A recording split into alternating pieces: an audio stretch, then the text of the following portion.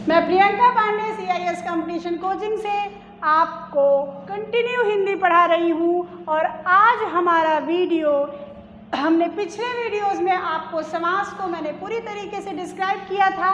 आज मैं आपको कुछ नई चीज़ पढ़ाने जा रही हूँ, वो है वर्णमाला। हमारा नेक्स्ट चैप्टर, याद रखिए, वर्णमाला मैं आपको बताने जा रही हूँ। मैंने समास से रिलेटेड आपको सब कुछ बता दिया था, जैसा कि मैंने समास के पार्ट बता दिए थे, समास के बारे में बता दिया था और समास की प्रैक्टिस भी करा दी थी। तो प्लीज़ आप उस पर ध्यान दीजिए और अपनी प्रिपरेशन को कंटिन्यू रखिए और सब कुछ ध्यान से पढ़िए, ठीक है। तो आइए आज वर्णमाला की बात करते हैं। आज हम आपको कुछ नया चैप्टर बताने जा रहे हैं, वर्णमाला। वर्णमाला के लिए कुछ बातें आपको जानना बहुत ज़रूरी है, जैसे कि क्या होता है ये भाषा। बताइए क्या होती है भाषा, बोलिए क्या होती है भाषा। भाषा वो होती है हमारे विचारों के आदान प्रदान का माध्यम ही क्या कहलाता है, भाषा कहलाता है। क्या कहलाता है, भाषा कहलाता है। हमारे विचारों के आदान प्रदान का माध्यम, हमारे विचारों के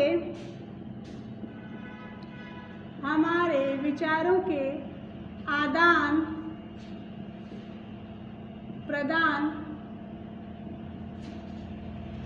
का माध्यम भाषा कहलाती है। माध्यम ही भाषा कहलाती है। क्या होता है, हमारे विचारों के आदान प्रदान का माध्यम ही भाषा कहलाती है। याद रखिएगा इस बात को। अगर लेकिन भाषा तभी पूरी होगी अगर हम जिस प्रकार से मैं बोलूं उसी प्रकार से आप मुझसे बात करें। मेरा कहने का मतलब है, अगर मैं हिंदी में बोल रही हूँ तो अगला सुनने वाला भी हिंदी में ही सुने, वही भाषा जानता रहे। अगर मैं इंग्लिश में बोलूँ और उसे समझ में नहीं आए तो वहाँ भाषा पूरी तरीके से आदान प्रदान नहीं हो रहा है, वहाँ पर संप्रेषण नहीं हो रहा है। मेरा कहने का मतलब है, अगर मैं जो बोलूँ तो सुनने वाले को मेरी भाषा पूरी तरीके से समझ में आए और वो उसी प्रकार का उत्तर दे, तभी क्या होती है, कंप्लीट भाषा होती है। इस बात को याद रखिए। भाषा का अर्थ तभी पूरा होगा जब सुनने वाले और बोलने वाले की भाषा एक होती है, ठीक है। तो हमारे विचारों के आदान प्रदान का माध्यम ही क्या कहलाता है, भाषा कहलाती है। ये क्वेश्चन बनता है, भाषा शब्द किस धातु से मिलकर बना है। तो किस धातु से, भाषा शब्द, नोट करते चलिए, भाषा शब्द किस धातु से मिलकर बना है, भाषा शब्द भाष धातु से मिलकर बना है। यहाँ मूर्धन्य ष पर आपको हलंत दे देना है। भाषा शब्द भाष धातु से मिलकर बना है। ये किस भाषा का शब्द है, याद बताइए। भाषा शब्द का अर्थ क्या है, भाष का अर्थ होता है बोलना। भाषा शब्द संस्कृत के भाष धातु से मिला है। किससे बना है, संस्कृत के भाष धातु से मिलकर बना है, जिसका अर्थ होता है, इसका अर्थ होता है बोलना। क्या होता है, बोलना। अर्थ होता है बोलना। भाष का अर्थ होता है बोलना। हमारे विचारों के आदान प्रदान का माध्यम, अगर हम कुछ बोल रहे हैं और वो आपको समझ में आ रहा है और आप कुछ बोल रहे हैं और हमें समझ में आ रहा है, तो हमारी भाषा पूर्ण होती है, हमारा संप्रेषण पूरा होता है, कम्युनिकेशन स्किल हमारी अच्छी होती है, उसी को भाषा कहते हैं। याद रखिएगा, हमारे विचारों के आदान प्रदान का माध्यम ही भाषा कहलाती है। भाषा शब्द भाष धातु से मिलकर बना है और भाष शब्द संस्कृत का है और भाष का अर्थ होता है बोलना। कभी कभी क्वेश्चन ये पूछा जाता है कि भाष शब्द का क्या अर्थ होता है, तो भाष शब्द का अर्थ होता है बोलना। बातों को पॉइंट वाइज समझते चलिए, कैसे क्वेश्चन बनते हैं वो समझते चलिए। थोड़ा ढंग से पढ़िए, लेट से पढ़िए, पर ढंग से पढ़िए। याद रखिए बात को, अगर आप जितना ही अच्छे ढंग से पढ़ेंगे तो फिर आपको रिपीट करने की जरूरत नहीं पड़ेगी। जितने अच्छे ढंग से पढ़ेंगे आप कोई भी क्वेश्चन का आंसर देने के लिए बिल्कुल ऑल टाइम प्रिपेयर रहेंगे, ठीक है। तो भाषा शब्द भाष धातु से मिलकर बना है, लेकिन इस बात पे आपको ध्यान देना है, कि जो भास शब्द होता है उस पे श मूर्धन्य स पे हलंत जरूर लगा होना चाहिए। भास शब्द संस्कृत का होता है और इसका अर्थ होता है बोलना। ठीक है, क्लियर कट, मेरी बातें समझ में आ रही हैं? और अगर नहीं समझ में आ रही हैं तो प्लीज़ आप कमेंट करिए, मैं आपको समझाने की पूरी कोशिश करूँगी। जो भी कुछ नहीं समझ में आ रहा है आप मुझसे कमेंट के माध्यम से कह सकते हैं और मैं आपकी अच्छे से मदद करना चाहती हूँ, पूरी तरीके से मदद करना चाहती हूँ। तो याद रखिए इस बात को, हमारा भी कम्युनिकेशन जिस प्रकार से बन रहा है, मैं हिंदी में बोल रही हूँ, आपको हिंदी लैंग्वेज समझ में आती है, तो उसी प्रकार से भाषा यहाँ पर कंप्लीट होती है। हमारे विचारों के आदान प्रदान का माध्यम ही भाषा कहलाती है। भाषा शब्द भाष धातु से बना है, भाष का अर्थ होता है बोलना, भाष शब्द संस्कृत भाषा का शब्द है। ठीक है, आगे देखिए, नोट कर लीजिए या स्क्रीनशॉट ले लीजिए। वर्णमाला पढ़ने से पहले कुछ चीजें जानना आपको बहुत जरूरी है। क्वेश्चन पूछा जाता है बोली क्या होती है? बोली बताइए भाई, बोली क्या होती है? अगर मैं आपसे पूछूं कि बोली क्या होती है तो बोली, अभी तक मैंने आपको बताया कि भाषा क्या होती है, अब मैं आपसे कह रही हूं कि बोली क्या होती है। तो भाषा और बोली में क्या अंतर है, क्या डिफरेंस है? कभी कभी इससे भी क्वेश्चन बनते हैं। तो बोली एक छोटे स्तर पर बोली जाती है। कहने का मतलब है भाषा के क्षेत्रीय, स्थानीय, भाषा के क्षेत्रीय स्थानीय रूप को, भाषा के क्षेत्रीय स्थानीय रूप को बोली कहते हैं। बोली कहते हैं। ठीक है, क्या होता है? भाषा के क्षेत्रीय मतलब भाषा जो है वो बड़े लेवल पे है और बोली क्या होती है? एक छोटे लेवल पे है। कह सकते हैं कि भाषा के अंडर में ही बोली आती है? बिल्कुल कह सकते हैं। देखिए, कहने का मेरा मतलब बस इतना है कि अगर भाषा है तो भाषा हमेशा अंतर्राष्ट्रीय स्तर की होती है, इंटरनेशनल लेवल की होती है। मतलब किसी देश की बोली नहीं होती। आपसे क्वेश्चन किया जाता है कि इस देश या भारत की भाषा क्या है, कभी भी ये क्वेश्चन नहीं किया जाता कि भारत की बोली क्या है, नहीं, भारत की भाषा क्या है। तो भाषा का स्तर क्या होता है?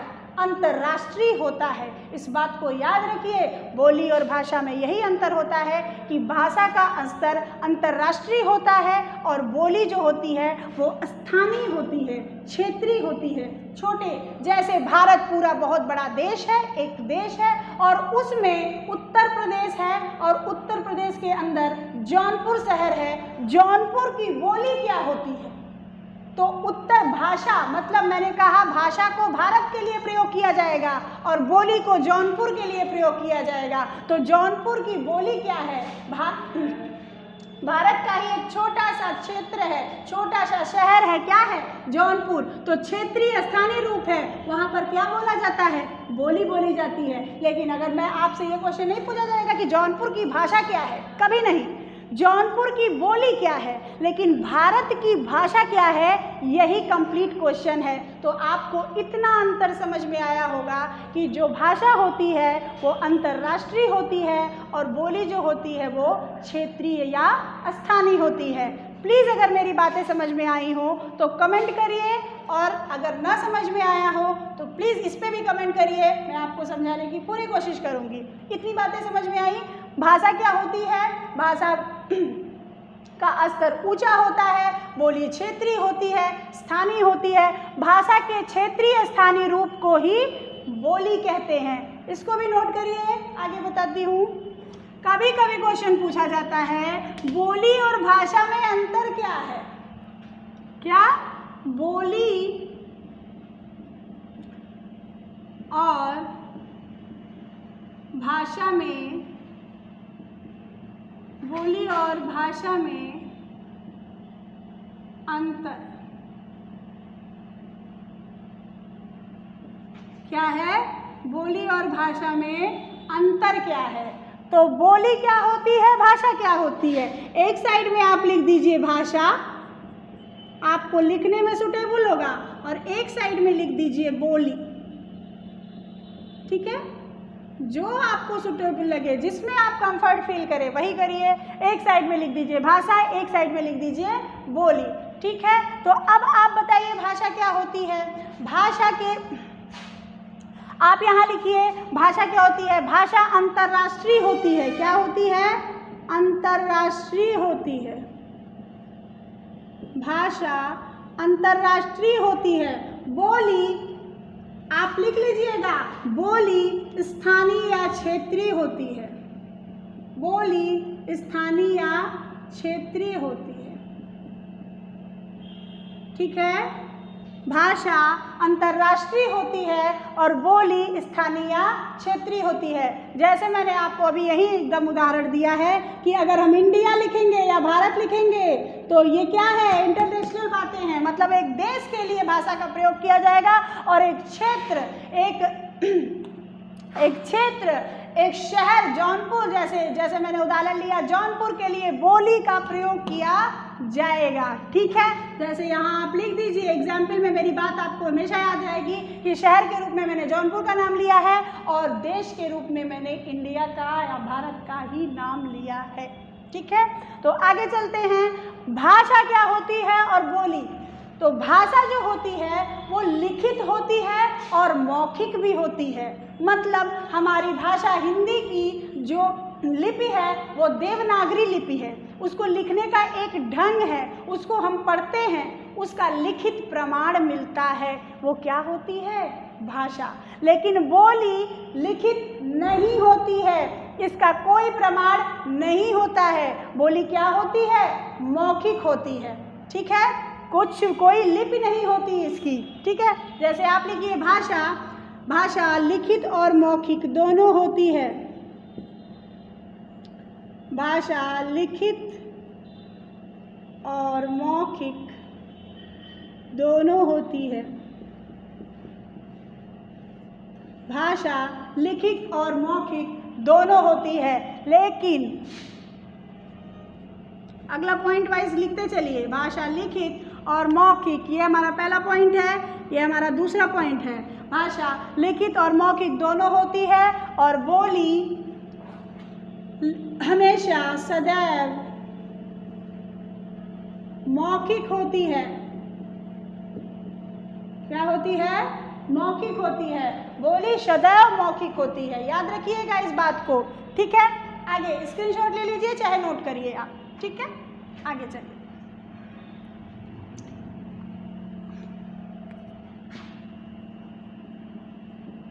कभी कभी क्वेश्चन पूछता है, इसलिए मैं आपको पूरी तरीके से प्रिपेयर कर रही हूँ एग्जाम के लिए। आप कोई भी क्वेश्चन ना छोड़ें, हर चीज आपको आए और आप अच्छे से करें। प्लीज आप अच्छे से ही करिएगा। ठीक है, भाषा मैंने अभी कहा लिखित और मौखिक दोनों होती है। भाषा की एक लिपि होती है, जैसे हमारी हिंदी की देवनागरी लिपि है। भाषा की एक लिपि होती है। ठीक, भाषा की एक लिपि होती है। बोली की कोई लिपि नहीं होती। बोली की अभी मैंने आपको बताया है, तो प्लीज नोट करिए, बोली की कोई लिपि नहीं होती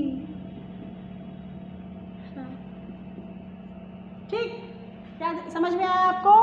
भाषा की एक लिपि होती है और बोली की कोई लिपि नहीं होती है। ठीक, तो बोली और भाषा में ये अंतर थे। ये हमारा तीसरा पॉइंट है, जैसे कि मैंने आपको बताया है। कौन सा पॉइंट है? तीसरा पॉइंट है। भाषा की एक लिपि होती है, बोली की कोई लिपि नहीं होती। भाषा अंतर्राष्ट्रीय होती है, बोली स्थानीय और क्षेत्रीय होती है। भाषा का ही एक, आप सिंपल वे में कह सकते हैं, सिंपल तरीके से कह सकते हैं कि भाषा का ही एक छोटा रूप क्या होता है, वो बोली होता है एज इट इज़। आपको और कुछ कहने की ज़रूरत नहीं होती, ठीक है। भाषा की एक लिपि होती है, बोली की कोई लिपि नहीं होती। याद रखिए इस बात को, भाषा लिखित होती है, मौखिक भी होती है, लेकिन बोली केवल मौखिक होती है, उसका लिखित प्रमाण नहीं मिलता है, ठीक है। लिख दीजिए, भाषा का लिखित प्रमाण मिलता है, लिखित प्रमाण है, बोली का कोई लिखित प्रमाण नहीं है, कोई लिखित प्रमाण नहीं है, ठीक है। तो ये हमारा अगला पॉइंट है, 4 पॉइंट है, याद रखिएगा इस बात को। भाषा और बोली में आपको अंतर समझ में आ गया होगा आई थिंक। चलिए इसका स्क्रीनशॉट लीजिए, चाहे आप नोट कर लीजिए, ठीक। आगे चलते हैं।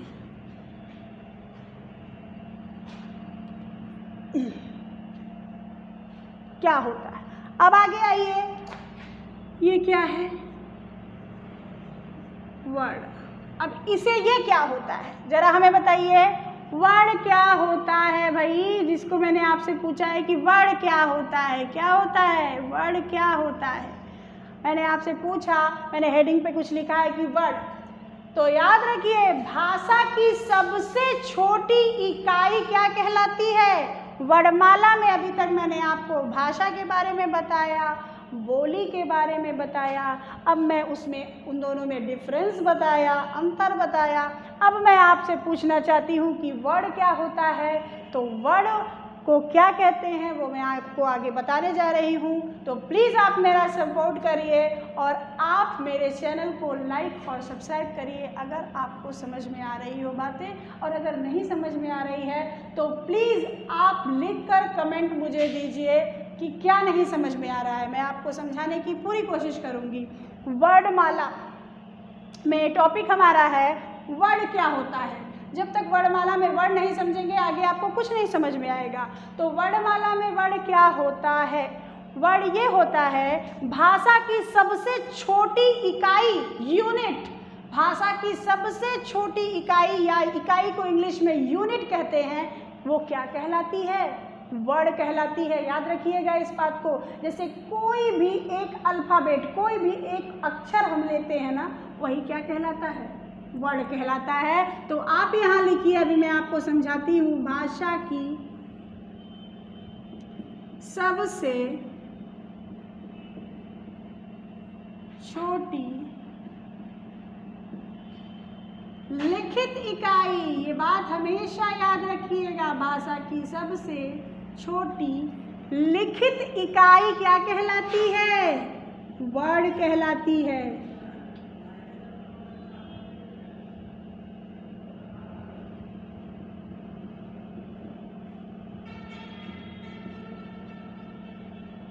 भाषा की सबसे छोटी लिखित इकाई क्या कहलाती है, वर्ड कहलाती है। ठीक है, ये बात आपको समझ में आई होगी। लिखित के नीचे मैंने अंडरलाइन किया है, वो बात मैंने अभी आपको बताई नहीं है, अभी आगे मैं बताऊंगी कि मैंने लिखित की बात क्यों की। ठीक, वर्ड क्या होता है, जो भाषा की सबसे छोटी इकाई वर्ड कहलाती है। याद रखिए, इसको हम ये भी कह सकते हैं कि जिसके हम कोई भी खंड नहीं कर सकते हैं। क्या है, हम इसके कोई भी खंड नहीं कर सकते हैं, जिसका हम कोई खंड नहीं कर सकते हैं। ठीक, आप नोट कर लीजिए, भाषा की सबसे छोटी लिखित इकाई क्या कहलाती है, इकाई वर्ड कहलाती है। सॉरी, आप लोग यहाँ पे लिख लीजिएगा, भाषा की सबसे छोटी लिखित इकाई वर्ड कहलाती है। क्या कहलाती है, वर्ड कहलाती है, जिसका हम कोई खंड नहीं कर सकते हैं। ठीक है, इस बात को याद रखिए। जैसे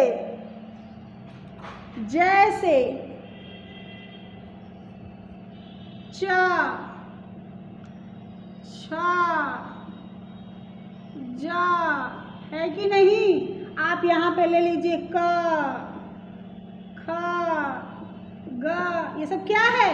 वर्ड ही है, एक अक्षर है कि नहीं? लेकिन इसमें अ की ध्वनि भी छुपी रहती है, ठीक है? तो इसको अभी इसको मैं अगले वीडियो में आपको समझाऊंगी कि क्या बात है जो इसमें अ की ध्वनि छुपी रहती है। लेकिन अभी आपको इतना जाना है कि भाषा की सबसे छोटी लिखित इकाई, लिखित पे बहुत ध्यान देना है आपको, क्या कहलाती है? वर्ड कहलाती है, जिसका हम कोई खंड नहीं कर सकते, मतलब हम इसका खंडन नहीं कर सकते। आपसे क्वेश्चन पूछा है कि भाषा की सबसे छोटी इकाई क्या कहलाती है। अगर नॉर्मली आपसे पूछ लिया कि भाषा की सबसे छोटी इकाई क्या कहलाती है, तो आपको वर्ड देना है। और अगर पूछ लिया कि भाषा की सबसे छोटी लिखित इकाई क्या होती है, तो भी आपको आंसर वर्ड ही देना है। इस बात को याद रख लीजिए, अपने माइंड में सेट कर लीजिए, नोट करके लिख लीजिए, ठीक है?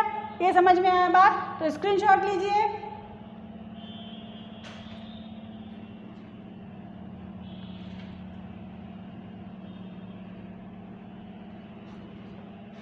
अब क्या है, एक मैंने अभी आपको लिखित और मौखिक की बात की है, तो मैं आपसे पूछती हूँ ये क्या है? ध्वनि। ध्वनि मतलब साउंड।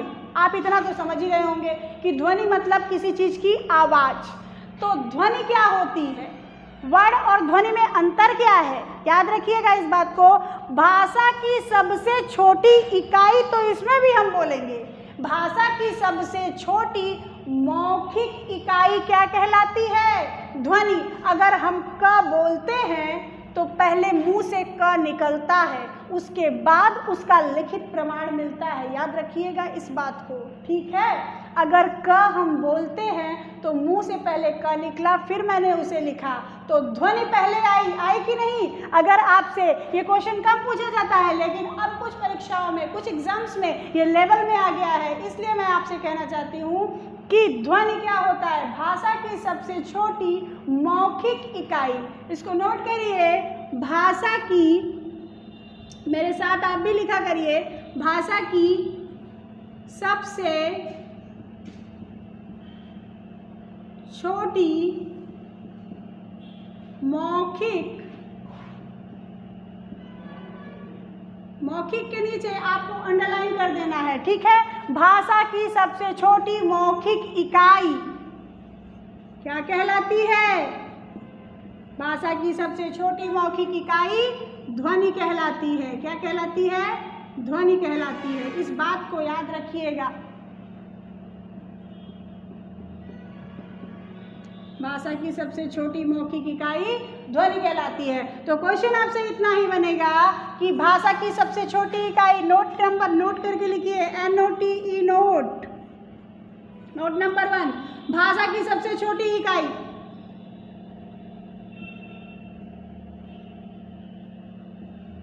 भाषा की सबसे छोटी इकाई। अगर क्वेश्चन ऐसे पूछे तो आप यहाँ वर्ड लिख दीजिए, ठीक? अगर क्वेश्चन ऐसे पूछे कि भाषा की सबसे छोटी लिखित इकाई, भाषा की सबसे छोटी लिखित इकाई, तो भी हमारा आंसर क्या होगा? वर्ड ही होगा। याद रखिएगा बात को, हमारा आंसर वर्ड ही होगा। तीसरे क्वेश्चन आपसे पूछेगा, भाषा की सबसे छोटी मौखिक इकाई क्या होती है? भाषा की सबसे छोटी मौखिक इकाई। तो आपको यहाँ आंसर आपका बदल जाएगा। भाषा की सबसे छोटी मौखिक का नाम दिया है मैंने, तो क्या होगा? ध्वनि। यही अंतर है, ध्वनि पहले आती है, उसके बाद वर्ड बनता है, ठीक है? तो याद रखिएगा, भाषा की ये क्वेश्चन बहुत इंपॉर्टेंट है, वेरी इंपॉर्टेंट, वेरी, कई बार पूछा गया क्वेश्चन है, तो नो कंफ्यूजन, कंफ्यूजन बिल्कुल मत रखिए, एकदम आप कॉन्फिडेंस रखिए अपना कि भाषा की सबसे छोटी इकाई वर्ड, भाषा की सबसे छोटी लिखित इकाई भी वर्ड ही कहलाती है, और भाषा की सबसे छोटी मौखिक इकाई भी वर्ड कहलाती है। लिखित और मौखिक लगने से आपको कोई भी कंफ्यूजन नहीं आना चाहिए। आपको पेपर बहुत कंफ्यूज करेगा, लेकिन आप अगर आपके अंदर कॉन्फिडेंस है, आपने अच्छे से पढ़ाई की है, तो नो कंफ्यूजन, ओनली आंसर, एकदम राइट आंसर दीजिए, कोई कंफ्यूजन मत रखिए और प्लीज़ और क्वालिफाई करिए, ठीक है। और हमारे चैनल को सब्सक्राइब करिए और लाइक शेयर कर दीजिए अगर आपको बातें समझ में आ रही हो तो, ठीक है। आगे चलिए, इसका स्क्रीनशॉट ले लीजिए।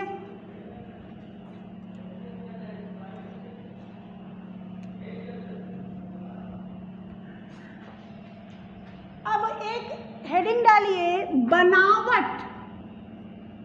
कैसे इन चीज़ों की बनावट हुई, मतलब बातें कैसे ये सब बनी, क्या पहले आया। तो सिंपल सी बात है, अभी मैं पूछती हूँ इससे क्वेश्चन कैसे दिया जाता है। जैसे पहले मैंने अभी आपसे कहा है कि ध्वनि आती है, क्या आता है, ध्वनि। ध्वनि के बाद आप एरो लगाएंगे, ध्वनि के बाद क्या आएगा भैया, वर्ड आएगा। क्या आएगा, वर्ड आएगा। जैसे कि मैंने अभी आपको नॉर्मल वे में कहा है, अब हम वर्ड को क्या कह सकते हैं, अक्षर भी कह सकते हैं। मैंने अभी आपको बताया है, वर्ड को हम अक्षर भी कह सकते हैं, ठीक है। तो ध्वनि के बाद वर्ड, वर्ड के बाद क्या होता है, अगर नॉर्मल वे में, अभी मैंने आपको नहीं समझाया है इसलिए मैं केवल नेचुरल बता रही हूँ कि वर्ड क्या है। भाषा की सबसे छोटी लिखित इकाई ध्वनि, भाषा की सबसे छोटी भाषा की सबसे छोटी लिखित या भाषा की सबसे छोटी इकाई ही वर्ड कहलाती है और भाषा की सबसे छोटी मौखिक इकाई ध्वनि कहलाती है। तो उसके बाद वर्डों के समूह को, अब याद ध्यान दीजिए, यहाँ पे अभी एक वर्ड है, जैसे मैंने कहा वर्डों के समूह को क्या कहते हैं, शब्द कहते हैं। लेकिन उसमें एक लाइन आपको बहुत ध्यान से बात सुननी है कि वर्डों के समूह को शब्द कहते हैं भैया। अगर मैं कह दूं क ख ग, ये भी तो वर्डों का ही समूह हुआ, क्या ये कोई शब्द है, बिल्कुल नहीं, ये कोई शब्द नहीं है। तो याद रखिएगा इस बात को, वर्डों के समूह जिसका कुछ अर्थ निकले, यही बात आपको मुझे बतानी है। तो ये अगर कमल मैंने अगर लिख दिया है तो कमल का एक अर्थ निकलता है, एक फूल का नाम है, एक फ्लावर है। तो आपको ये समझ में आ गया होगा बात कि वर्डों के समूह जिसका कुछ अर्थ निकले वो क्या कहलाता है, शब्द कहलाता है, पद कहलाता है, ठीक है। तो ये कंटिन्यूटी ऐसे चलती है, इसको नोट करिए आप।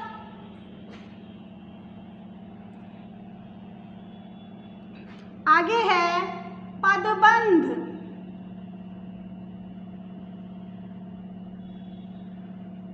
ठीक है, इसके बाद यहाँ पे नोट करिएगा, इधर आपको दिखाई नहीं देगा।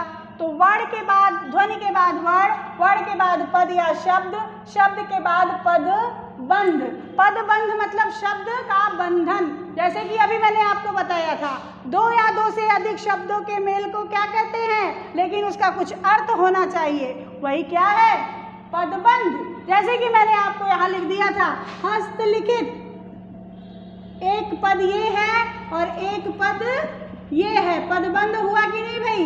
अगर तोड़ेंगे तो मैंने आपको पिछले वीडियो में बताया कि हाथ के द्वारा हस्तलिखित, हाथ के द्वारा लिखा गया। इतने शब्दों को तोड़कर, इतने शब्दों को जोड़कर हमने क्या बनाया है, हस्तलिखित, ठीक है। तो ये पदबंध मतलब पदों को बांट दिया गया, पदों को जोड़ दिया गया, तो क्या बना, हस्तलिखित, ठीक है। मैंने आपको बताया हुआ है। पदबंध के बाद आता है आपका उपवाक्य।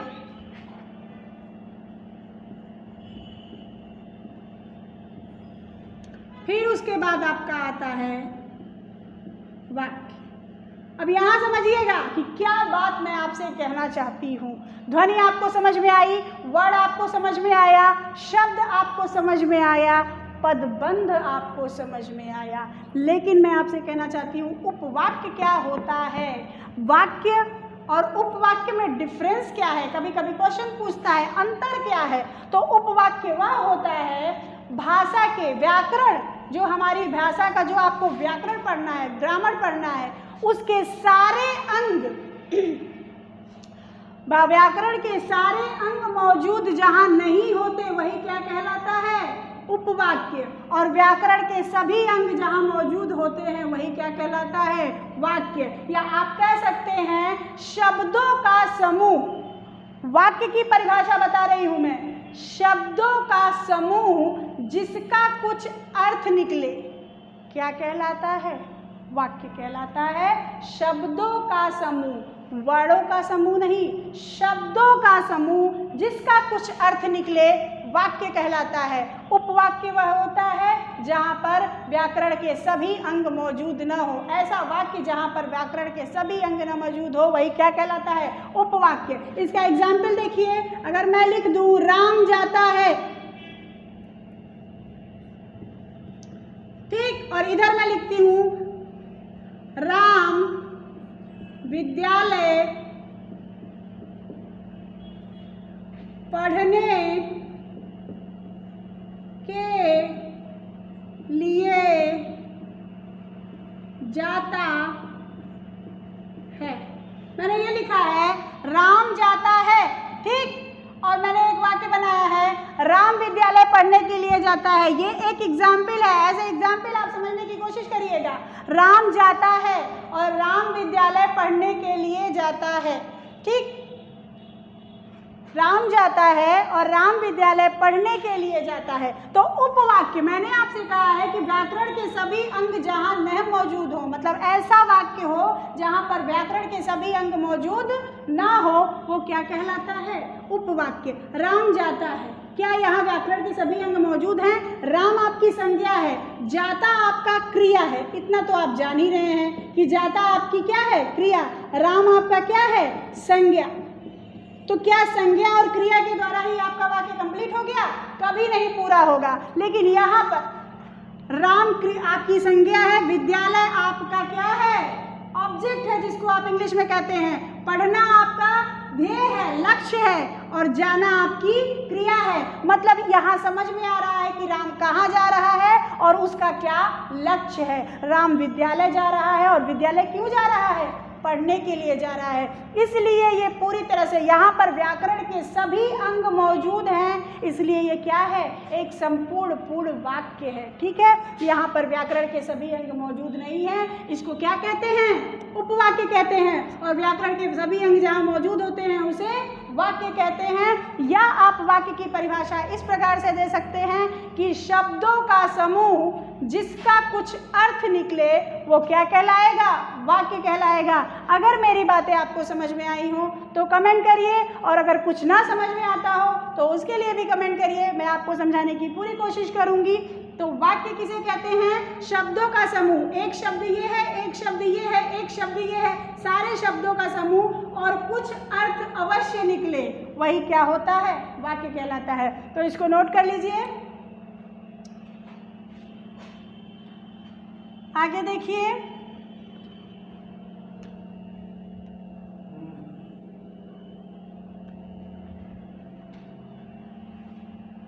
तो अब हम आपको मिलेंगे अगले वीडियो में। आप घर पर रहिए, सेफ रहिए। Thank you so much.